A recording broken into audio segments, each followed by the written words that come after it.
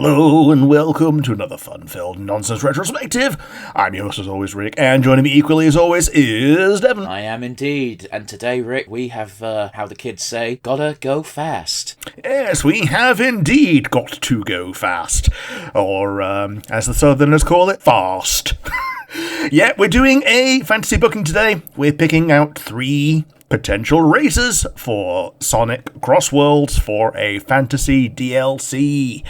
And we're also going to elaborate a little bit, because when you get a racer, you also get a track. And I've also added a little bit on the cars and stuff, but you don't have to. Yeah, fair enough. We did a caveat of not Nintendo, because that just makes it into Mario Kart. And we're aiming for not Sega, because those tend to be added as freebies. And I got to be honest with you, they've been knocking it out the park with the freebies. Yeah. Like getting the Miku in particular is a pretty good freebie. Because people forget that because she's mostly distributed by Sega when it comes to the games, that she's essentially like second party.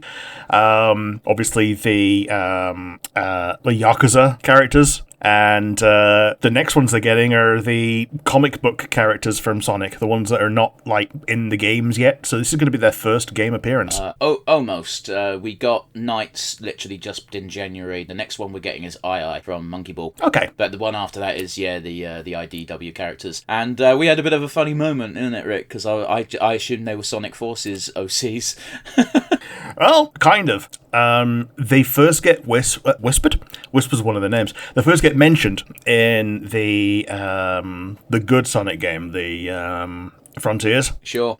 Just like mentioned in a voice line, and now they're canon. Fair enough. But yeah, do you have any honourable mentions today? I have one honourable mention, and I've only brought it up because nobody wins if it ever happens. Sure. Everybody loses, and it's very much a I want to watch the world burn sort of pick. What'd you pick? I picked Sonic with human teeth, aka Ken Pender's version of Sonic. Oh no! Nobody wins, nobody wants this, everything will suffer for it, and I wish to get a glimpse into this evil, evil world that my brain has created. Do you want to, is it Ken Pender's? Do you want to elaborate for the audience, by the way, who Ken Penders is and how insane he is? Okay, Ken Penders is... He could have been one of the people who revived, saved, and was basically hailed for keeping Sonic relevant during the 90s and noughties, but he got too big for his britches and wanted to keep his characters and was insistent that he was like the second coming of like literary Jesus when it came to writing furry fiction. So he took his ball and bat home and sued Archie Comics about his characters, to the point that Archie Comics no longer has the license for Sonic in America. It's now IDW, and he still tried suing them over things. And he tried to sue a company that he never even worked for and has nothing to do with him. Yep, and he's now got his Lara Sue Chronicles of... It's predominantly reprints of Knuckles the Echidna comics that he was the main writer for, and often the main artist for, and then like 2 chapters of OC work that's meant to be kind of following on, but it's a lot hornier. I guess he knows what sells to furries. But he's had to make it super Uncanny Valley to make it that much different to the standard Sonic style, and... I want to point out, Rick, even when he was drawing for Sonic, his art style was creepy and weird. It was weird, but... No, there's no but at least it kind of... It was a bit weird, but like you kind of just were like, okay, this is not a Patrick Spaziante issue, so it's not one of the better ones. But you know, you just kind of let it wash over you, like wait for the next issues, hope the next one's good. Now, I don't want to criticize artists in general because it is a talent I do not have, and it's a talent I do not risk to foster in myself. But for all I know, he might have improved, but he's always had an issue with proportions. Yeah. Then he also thinks he's God gift, I think. So. Oh well. But yeah, he's the reason that we can't have nice things. I mean, pretty much. Yeah, no. Because even characters that he doesn't own, Sega has gone, okay, no OCs anymore. They've relaxed it a little bit now with IDW because they can kind of trust them to a degree. Because they've shown that they actually treat the the subject matter and IP with some respect. So yeah, IDW gets a free pass on OCs because they like the OCs that they make. But here's the thing as well, is like my understanding is part of the agreement was, yeah, by the way, Ken Penders owns all of his shitty little OCs that he made. And part of the agreement was literally just like, we don't want these. Yeah. You can have them. You can't have Sonic or Knuckles. They're ours. All these other little shitlings, we don't care what you do with them. They're crap. They're terrible. Yep. And also, if you want to use them, you have to make them, legally distinct, which he's done. Yeah. It's basically just an even memeier version of Ugly Sonic, really, isn't it? I think the specific sketch that I'm thinking of is 10 times worse than Ugly Sonic. Like, it's awful looking. It's so fucking me no likey. But anyway, yeah, that would be how I would poison this magical chalice. Rick, how about you? I assume you've got one, seeing as you asked the question. Yeah, I wanted to have it in the main gang, but they are technically Sega related. It's Slit and Dingo from Sonic Underground. They are the two stooges. One of them is a lot smarter than the other, but the gimmick, if you remember, is that Sleet has a remote that he can press, and it turns the dingo, into stuff. So Dingo would be the car. I love how you're saying, if you remember. I don't know these characters. I know Ratchet. Okay, I know Ratchet and what's his face, the drill robot and the cockerel. Oh, Scratch and Grounder. That's the one, yeah. They actually did once get called Ratchet and Pounder. Okay. But yeah, Sleet is the wolf who's like an inquisitor, and just he's a smart stooge, and Dingo is the muscle who is the dumb stooge. And yeah, I think that they would be a fun pair of guys to have, and a way to, incorporate a part of the Sonic lore that gets often forgotten, and often for good reason, because Sonic Underground was not great. Isn't that the one where almost all the characters were voiced by Urkel? Yes. Yeah, cool. We did that for the channel really early days, and I remember not liking it then either. Is that the one with Manic? Yeah. Yeah, fucking hell, that was a bad show. Yeah, Sonic, Manic, and Sonia is also voiced by Urkel. Yeah, don't think about it too hard. Yeah. This is back when all Sonics were Urkel, no matter who you... I don't know why. We don't know why. Because they didn't want to pay more than one VA, that's all. Yeah, but it was so weird that multiple different companies also got Urkel for it. Because Urkel was a pretty, standard name, at least in the States. So much so that even I am aware of Urkel. I've never watched the show Urkel is from. I don't know the actor's name. I just know Urkel. Yeah. But yes, who's going to be your first pick? Well, I forewarned you before we started, Rick, that my list of three are incredibly I'm going to do that word again, are incredibly unimaginative. That's just the way it is. Just can't always have the creative juices flowing. So, I've tackled this perhaps a bit differently to you, because, yes, I've picked specific races to include, but I've also kind of gone the route that they've gone with the DLCs, where you buy a DLC pack and you might not just get one racer, like Minecraft got 3, fuck's sake. Right, okay. So my first pick is going to be a Haluva Boss crossover pack, specifically with Luna being the main character, because she just slots right in with the fucking Sonic the Hedgehog cast, let's be honest. She does. She's less horny than Rouge. Yeah, she really is. But if I was able to elaborate it, I would probably include Imp in general. You'd have Luna, you'd have Blitz, and you'd probably have Millie and Moxie sharing a spot. And they'd all drive the same car. The car that gets included would be a power vehicle, and it would be the Imp van. It just writes itself, doesn't it?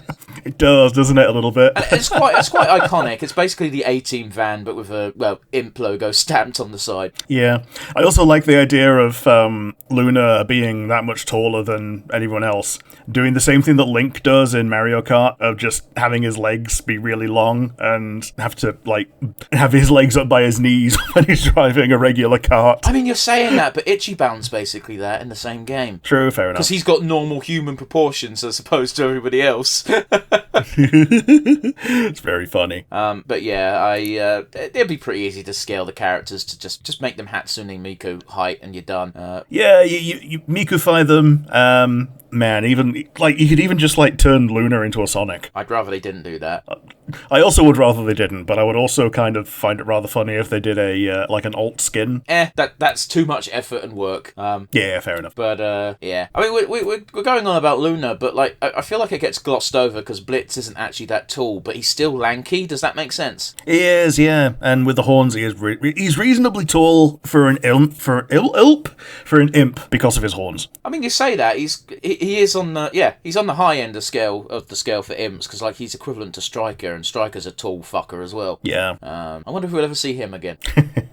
As for the DLC race course, like it's very easy. Just do it. Be like a couple of laps around a lap around the imp building, like not inside obviously, but actually just outside because you got I don't even know what ring they're meant to be on for their headquarters. They're on Pride, aren't they? Well, if they're on Pride, they'd be hanging out with the Has-Been Her crew. Anyway, it doesn't really matter. Either way, you could have some fun visuals going on in the background. You could just say there's a recent I don't know, Satan got pissed and smashed a hole in the road, and that's obstacles now. There's some fun things and some fun ways you can manage it, and it fits right in with the Crossworld gimmick because they do transfer teleport between worlds in the universe. Yeah, it just changes the portal to one of the ones that they use. It'd be fun, that's for sure. Yeah. Like the way that you know that it's specifically that one is because the outline of the portal is the one that Blitz can now use because of his fist thing. I don't think they really.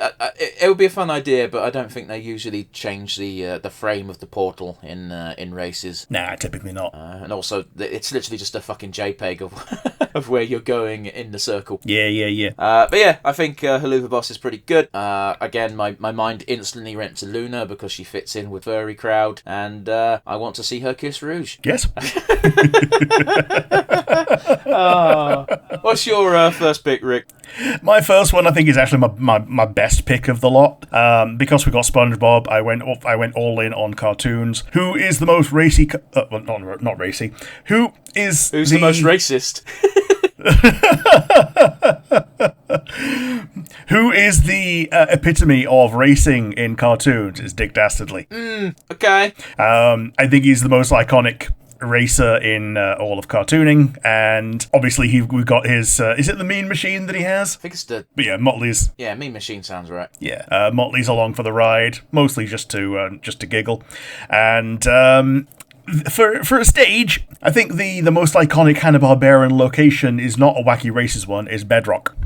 I don't think you can include Bedrock with Dick Dastardly, though. Well, it's basically just a Hanna-Barbera DLC. Here's our Hanna-Barbera DLC. You get Dick Dastardly. What about all the other... We get Dick Dastardly. Okay. Like, shit, a Scooby-Doo background would make more sense for Dick Dastardly. Oh, yeah, it would, wouldn't it? Yeah, because of that movie that he was in. Which I didn't even know about. I'd say you spoilt that for me, but I didn't give a fuck. And it's just like, yeah cool. That's a cool reveal. But also, boy, is that dumb. It is, yeah.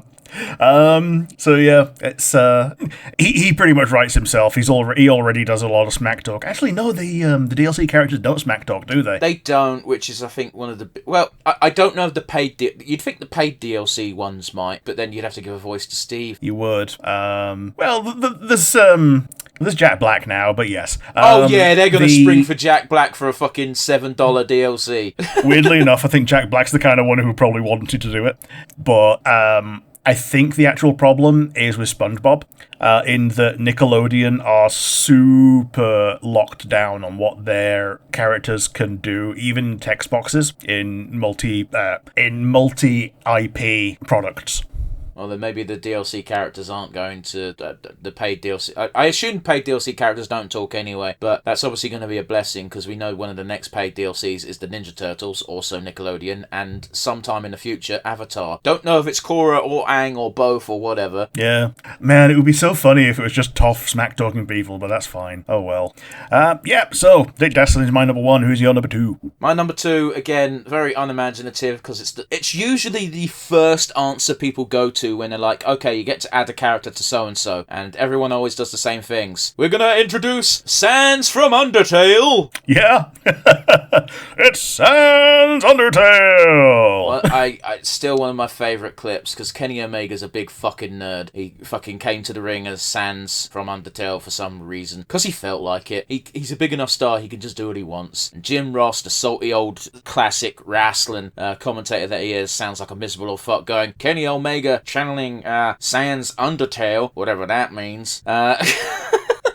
Oh, he's such a grouchy old bastard about it. Fuck you, JR. Anyway, I think he's the reason that he now gets called Sans Undertale, because I think he was given the script and like Undertale was in brackets. Maybe, I don't know, I couldn't tell you. Yeah, as in Sans from Undertale.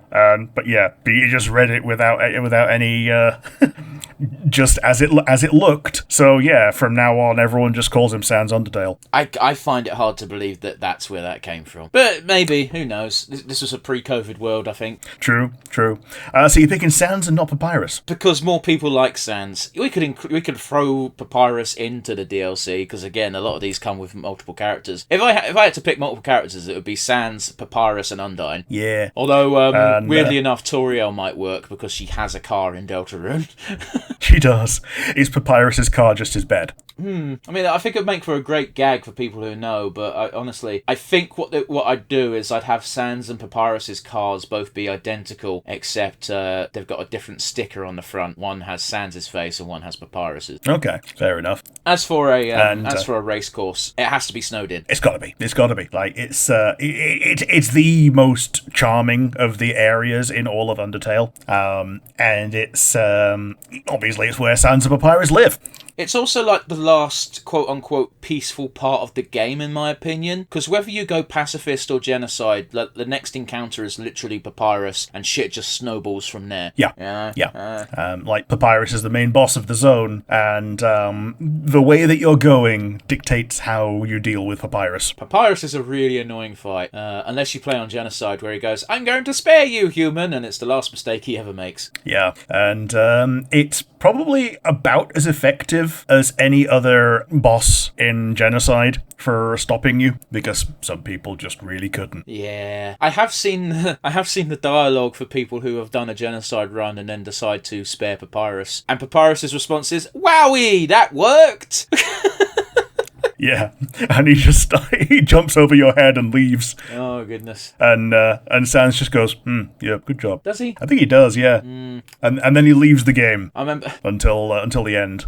It's a pretty old meme, but I do remember it being like, here's Fanon Sans when you fight him at the end of Genocide, and it's like, you killed my brother, you killed so many, I will have my revenge, Canon Sans, and it just cuts to Sans with his regular sprite just going, that wasn't very cash money of you, bro. Yeah. Cannot state this enough. Sans really doesn't give as much of a fuck as a lot of the fan base seems to think he does. Yeah. The actual one that's chilling is if you've done a neutral run where you have killed Papyrus, and he goes, so you killed people? You didn't kill some other people, and then his eyes just go blank, and he goes, so why'd you kill my brother? Yeah, but it's a neutral run, so you can't do nothing, bitch. Yeah. Oh well. But yeah. Anyway, it just writes itself. Like I said, I think could you imagine if Toby Fox just like he had his like private Smash Bros match for Sakurai and then got Sans as a skin in, at least this is the lore, Sans as a skin in Smash Bros. Who do you think he'd have to race in Sonic Crossroads to get Sans in there? I mean, you'd have to race Sonic, wouldn't you? No, I meant person behind the game.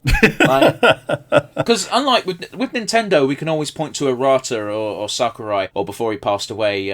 Wait, no, Arata is the guy who passed away, isn't he? Yeah. Satoru Iwata's the one that passed away. I was thinking of Shiggy. Shiggy. I think it's Shiggy, yeah. Is the one who's still alive, the guy who made Mario. Yeah. But with Sega, I can't. Maybe it's just because I don't play Sega games, but I can't name anyone at the company. Yeah, because what's his face got arrested, didn't he? I don't know, Rick. I don't know any of them. I don't follow this shit. Who's what's his face? What they get arrested for? Oh shit! I forgot his name. That's fine. Let's move on with our lives. The guy who made Sonic, the one that's not Otani, but he got arrested for insider trading. Oh, cool. So a billion years dungeon. Yeah. Sans and Papyrus. Well, you said Papyrus. I brought up. Sorry, you said Sans. I brought up Papyrus. Rick, are you okay? No, I'm having a stronk. Alrighty. And on that note, who's your second pick? Do you know this character? I'm assuming an answer a lot more along the lines of no. It is Sparkster from Rocket Knight Adventures. I just think he fits in really well with the aesthetic. His rocket ability, I guess, would just be more something that they put not even as an ability, just as an animation on his car. Yeah, it could be. And the stage is Castle Zephyrus, which is the castle of the princess that he needs to go rescue, that gets put under siege. So it will be actively under siege by the pig army to give us some nice dynamic stage hazards of the knocking through the wall with big old snake mechs and stuff. Rick, I thought you said your theme was cartoon characters. Oh no, my first one was a cartoon character. Oh well, I misunderstood that statement then. But yeah, I've got no grudges with that stage. You've got the Frontiers stage in Sonic Crossroads already. Is quite dynamic. You managed to play it a bit early because I picked it as one of the stages when we were just mucking about on the game, where you jump on the creature's back, which I believe are creatures in Frontiers. Yeah, it's the those big old boss creatures. Yeah, like weird black creatures that create a trail behind them, and the trail becomes a road. It's pretty cool. Yeah. I like Sparkster. I think he fits really well, and he's my Konami pick. But here's the thing though, Rick, is there not anyone else you could rope in with Sparkster? Because if you pick a Crash Bandicoot, you could include Coco and Neo Cortex. If you pick Spyro, you pick any fucking villain from there. And these are all platformer classics, so could you not rope in perhaps a secondary character, or is it literally just Sparkster in that game? He has his villain, which is Axel Gear, who is pretty much he's not quite a palette swap, but he might as well be. That's kind of lame. Yeah, he's like a Shadow the Hedgehog of Sparkster. No, because Shadow is cooler. Shadow has an actual different character and isn't just evil Sonic. Yeah. Well, people like Axel Gear because he is just evil Sparkster, and he just shows up on the opposing army, no matter who the opposing army is.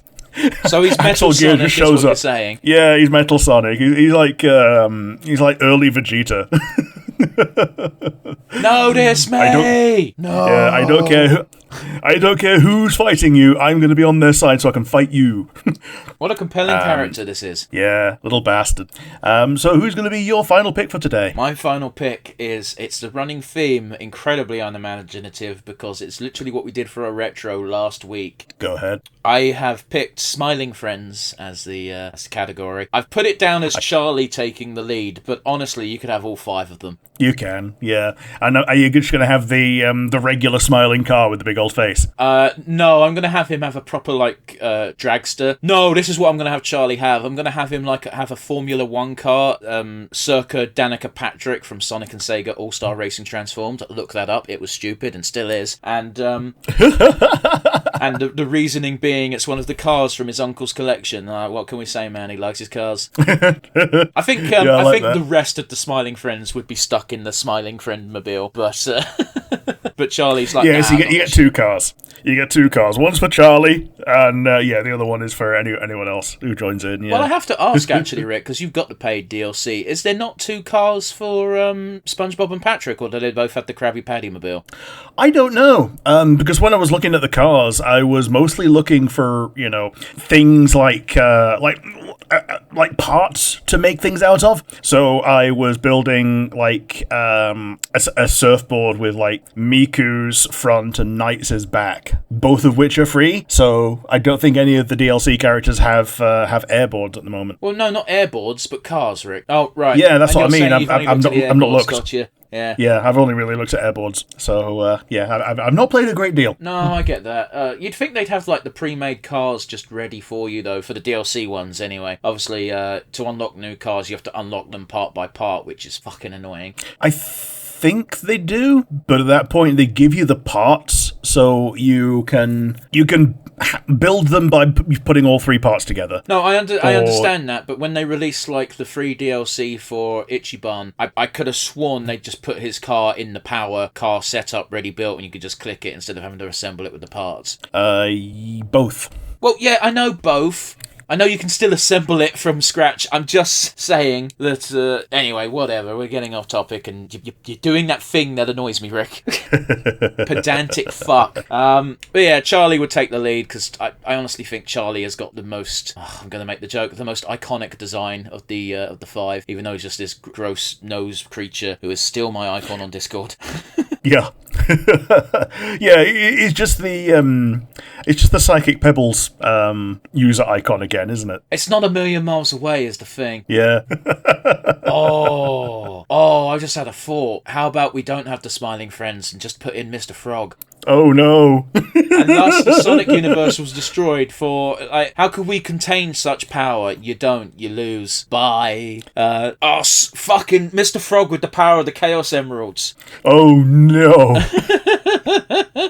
Nah, but in all seriousness though, I'm sticking with my first answer instead of a meme pick. I think it fits. And I know we don't really get voice lines, but, it would be really funny to see what they could come up with Charlie just being like, talking to fucking Sonic. They would definitely make a Chris Chan reference, wouldn't they? They would try. I think they'd be able to do it absolutely no problem, because that crowd is obsessed with Chris Chan. Yeah, true. Like, even if it's just, chew on this, Sonic.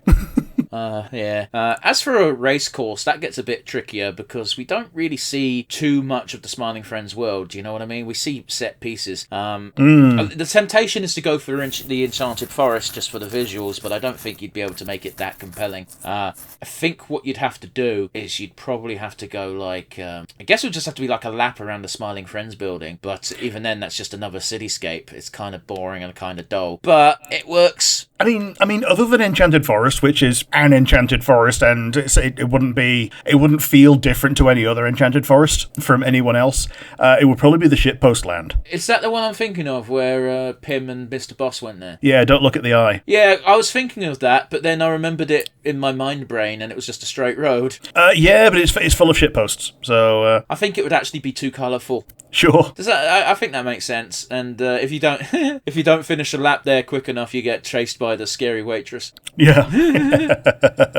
Oh God, you're right. It is just shitpost, isn't it? Yeah. Oh. Yeah, it's a meme town. It's a tie between laps around the Smiling. Because you got to bear in mind these. I've been doing some time trials in Sonic Crossworlds. No race takes. If you're taking 2 minutes to finish a lap, it's your shit. Sure. These are quite short tracks. But anyway. But yeah. Even though Smiling Friends is basically based entirely on it's what we did last, so it's fresh on the brain, I still think it's a good addition. Rick, who is your final pick gonna be? Because you said you had one that skirts the rules. The one that skirted the rules was Sleet and Dingo. I immediately dinked him down to honorable mention instead. Oh, so that didn't matter then, did it? Yeah, it didn't matter in the end. So yeah, I'm going straight for Banjo-Kazooie. Okay. Would you have them both be one racer, or would you have them be two? I would have them together as one racer. So if we're adding additional people from the lore, that would also mean Mumbo Jumbo and Gruntilda. Grunty in particular having a broomstick as an airboard, but Banjo and Kazooie together having like a default car from the Nuts and Bolts game. So not even a good one, just a default one. I was going to say, correct me if I'm wrong on this, but didn't they have their own kart racer at one point? So they were a guest in Diddy Kong Racer. Okay. Oh, now does that skirt the Nintendo rule? Not anymore, because they're owned by Rare. I know not anymore, but I swear Banjo-Kazooie, the original, was a Nintendo property. It was Rare. So it was never owned by Nintendo. It was when Rare were second party and basically were only working for Nintendo that they had two games, and then the third game was on the Xbox. Yeah, and it was shit. It was an Xbox exclusive. Yeah.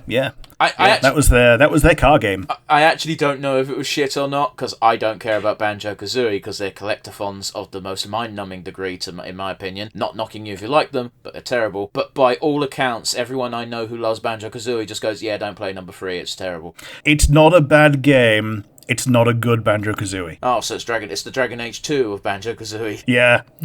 Yeah, they tried to do new things, and the new things that people wanted were not more of Banjo. They didn't make Banjo 3, so people threw the toys out of the pram. So instead, we're going to go play Conker's Bad Fur Day. Yep.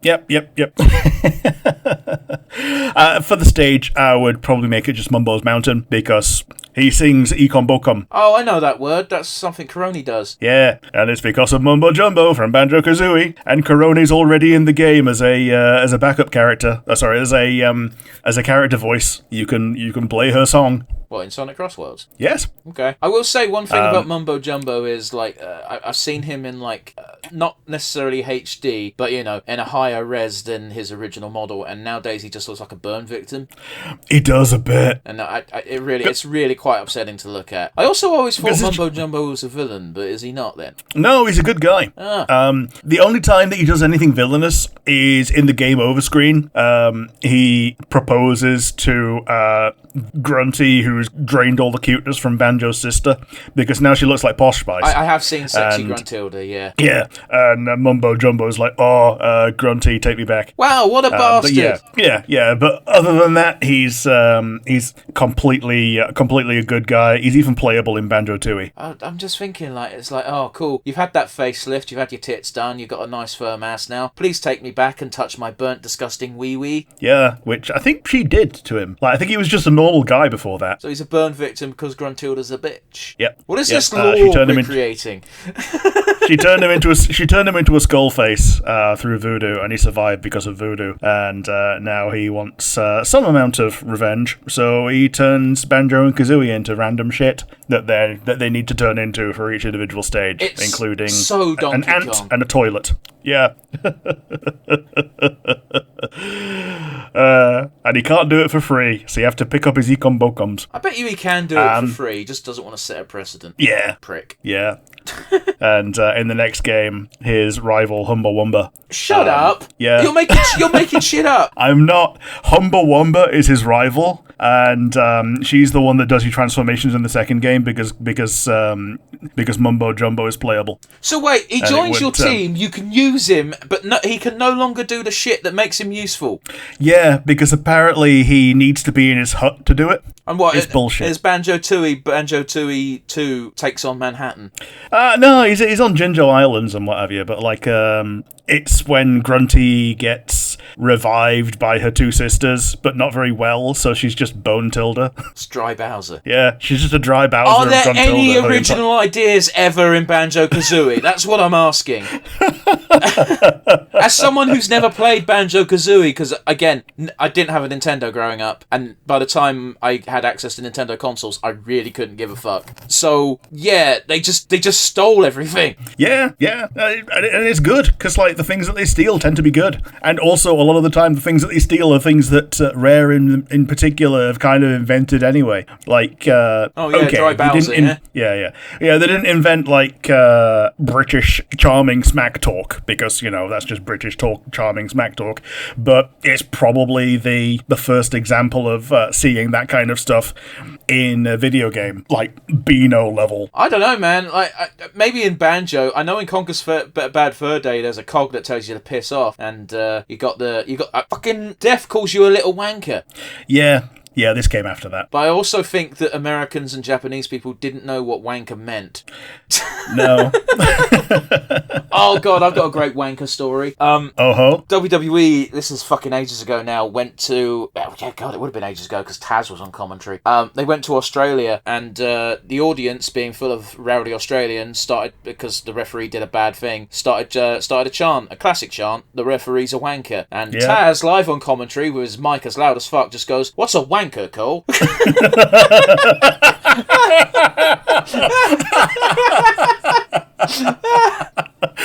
What's a wanker? Except I want to point out I can't do a Jersey accent, and Taz is Jersey as fuck. So hey, what's a wanker? It was very funny. Oh god, I'll have to try and track down that clip because I really can't do it justice. Yeah, shit. This is gonna be my my bear hit self in nuts clip. It's not as funny as that. Oh shit! Like when you told me about that, it made me crease laughing. When you sent me the video, I was in fucking tears from laughter.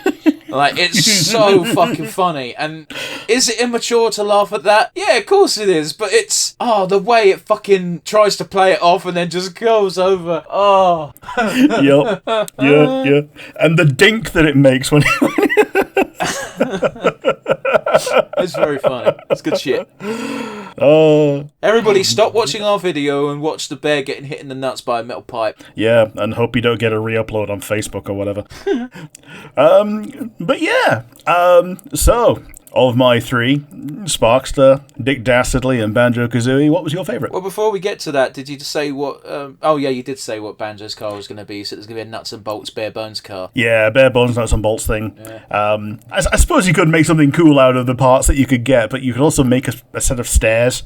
Like, one of the things that people did was just make stairs on wheels and just drive it up to obstacles and then just get out and use it as stairs and bypass the bullshit. Well, I used to do that all the time in Simpsons Hit and Run. Yeah. I used to. That's what. Why did you buy the fire engine? You have no idea how useful this is. Yep. It makes platforming so easy. Yeah, this is true. But yeah, from your three, I'm going to pick Dick Dastardly because it's the one I know. Sure. That's all it comes down to, really. I don't really like Sparkster, Jexter, or whatever the fuck his name is. Like, I recognise the creature, but I don't care for it at all. And Banjo-Kazooie's a good pick, but I wouldn't use it. And I know that's a personal failing, so I'll go with Dick Dastardly. It'd be interesting to see how they sort of chopped the Mean Machine in a way that let you see the character model, because that seems to be how they want to do this kart racer of theirs. Yeah, like, because a lot of the time he does, like, pop out. He does, like, show out through it. It doesn't always, put the windshield over and everything. Yeah. So I guess just scale it down to more of a kart rather than a rocket car. Like I said, I just don't know. It's going to look goofy no matter what they do, especially because they'll be separating it into front and back. Yeah. Got front end of the Mean Machine, back end of fucking Kiryumobile. Not Kiryumobile, Ichibanmobile. No, you do it the other way around. You get the back end of the Mean Machine, which is the rockets, and the front end of the Kiryumobile, which is the dragon. Yeah. So by the by, in case you don't know, specifically you, Rick, the reason Ichiban's kart looks like that is because that's what his tattoo is. Yeah. But yeah, same question. Names first. Do you need a reminder or? Nah, I'm picking Luna. I thought you would. Yeah, I would. Luna's a great one. Imp in general are a decent pick.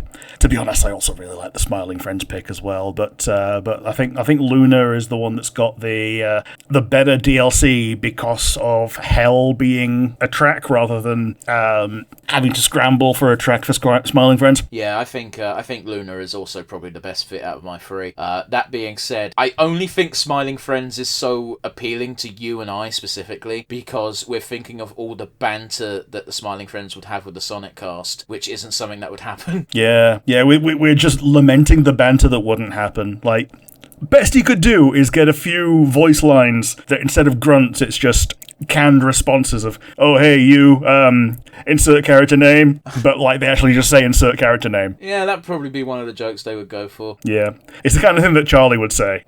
Pim probably wouldn't. And I'm just starting to think it would be Mr. Boss's second video game cameo. What was his first one? The one in the episode where he's in the Smash Brothers. Yeah, and he starts freaking out and all the characters run away. Yeah.